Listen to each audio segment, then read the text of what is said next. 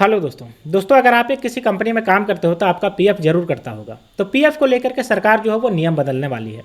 आप सबको पता है कि पीएफ होता है प्रोविडेंट फंड, जिसमें जो एम्प्लॉयर होता है वो 12% आपका जमा करता है और आप जो है वो आपका भी कुछ सैलरी का हिस्सा जो है वो जमा करते हैं और उसके बाद जब आप रिटायर होते हैं तो लास्ट में आपको जो है वो मिल जाता है।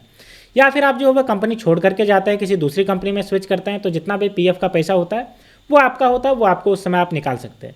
लेकिन अभी तक का जो नियम था वो पीएफ का पैसा जो है वो 3 दिन में निकलता था, यानी कि कम से कम 3 दिन लग जाते थे निकलने के लिए।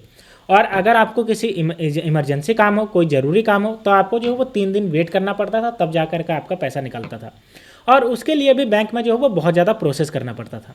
तो सरकार जो है वो इसके लिए अब नियम बदलने वाली है। और अगर हम बात करते हैं तो एटीएम से निकालेंगे पीएफ का पैसा, ऐसा कुछ नियम आने वाला है। ठीक है, तो चलिए हम देख लेते हैं कि पीएफ को लेकर के क्या क्या चेंजेस करने वाली है सरकार। आप सबको पता है कि अभी अभी सरकार ने जो है वो पैन कार्ड को लेकर के चेंजेस किया है। यानी कि पैन कार्ड में पहले जो है वो क्यूआर कोड नहीं था, तो पैन कार्ड में क्यूआर कोड लगाने का आदेश दे दिया है। पैन 2.0 जो है उसमें जो है वो आप जितने भी आप पैन कार्ड है उसको जो है वो आप चेंज करिए और उसके बाद क्यूआर कोड वाले नए पैन कार्ड लीजिए। ठीक है, तो देखिए अगर हम पूरे न्यूज़ की बात करते हैं तो अभी को लेकर के ऐसा आ रहा है कि किसी भी एटीएम से पीएफ का पैसा आप निकाल सकते हैं।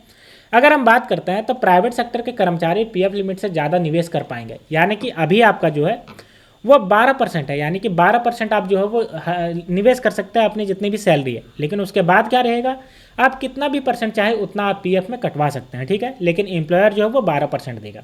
अभी आप सबको पता है कि पैन 2.0 जो है उसमें अभी जो है वो क्यूआर कोड लगाया जा रहा है। उसी तरीके से ईपीएफओ 3.0 लॉन्च किया जाएगा और ईपीएफओ में जो है वो ये सब चेंजेस किया जाएगा। ठीक है, और ये सब जो है वो पीएफ सब्सक्राइबर के लिए फ़ायदेमंद साबित होगा। अगर हम बात करें तो एटीएम से पैसे निकालना उतना ही आसान हो जाएगा जितना आप पीएफ से पैसे निकालते हैं। यानी कि एटीएम से जैसे पैसे निकालते हो वैसे ही पीएफ से आप डायरेक्टली एटीएम से जाकर के पैसे निकाल सकते हो। ठीक है, ईपीएफओ 3 लागू होने से एटीएम के जरिए पीएफ का पैसा आप आराम से निकाल सकते हो। अगर हम बात करते हैं तो ईपीएफओ लागू होने से सब्सक्राइबर को बेहतर रिटायरमेंट फायदे और पीएफ मैनेजमेंट से सबसे ज़्यादा आसान होगा। ठीक है, ये सब सरकार जो है वो कुछ कुछ बदलाव करने वाली है जिससे पीएफ का पैसा निकालना और भी आसान हो जाएगा।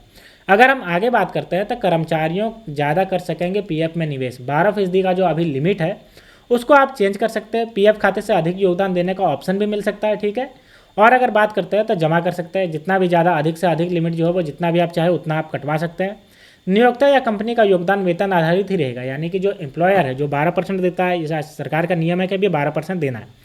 सरकार जब बढ़ाएगी कि 14% देना है तो एम्प्लॉयर 14% करेगा। लेकिन आपका जो है वो अनलिमिटेड हो जाएगा। आप चाहो तो जितना चाहे, आप चाहे 40%, 30%, जितना चाहे उतना आप पीएफ में दे सकते हैं। ठीक है, और सरकार इससे सोच रही है कि पेंशन योजनाओं में सुधार मिलेगा।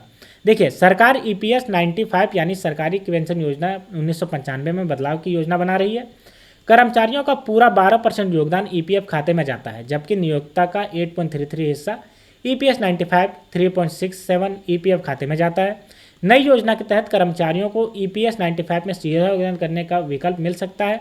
इससे सब्सक्राइबर और पेंशन अमाउंट को बढ़ा सकते हैं। यानी कि सरकार जो है वो इसके पेंशन अमाउंट को बढ़ाने के लिए ये सब कोशिशें कर रही है। एम्प्लॉयर जो है वो अभी 12% दे रहे हैं, जिसमें से कुछ हिस्सा जाता है वो ईपीएस 95 में जाता है, 30.36 ईपीएफ में जाता है। तो ये सब जो है वो चेंजेस करने वाली है। तो ये पूरा न्यूज़ है दोस्तों। तो आप जो है वो अगर आप भी पीएफ का पैसा निकालने के लिए आप जो है वो बहुत इधर उधर कर रहे हैं, आपको नहीं मिल रहा, तो सरकार का नया नियम से आपका जो है वो तुरंत पीएफ का पैसा निकल जाएगा। ठीक है, एटीएम के जरिए जैसे आप पैसा निकालते हो वैसे ही निकल जाएगा। तो ये थे दोस्तों पूरी न्यूज़ पीएफ को लेकर के। तो अगर इससे रिलेटेड कोई भी जानकारी चाहिए तो आप नीचे कमेंट सेक्शन में कमेंट कर सकते हैं। तो दोस्तों अगर आपको ये वीडियो पसंद आई होगी तो वीडियो को लाइक करिए और चैनल को सब्सक्राइब करिए। तो मिलते हैं दोस्तों नेक्स्ट वीडियो में, तब तक के लिए स्टे ट्यून्ड। Thank you.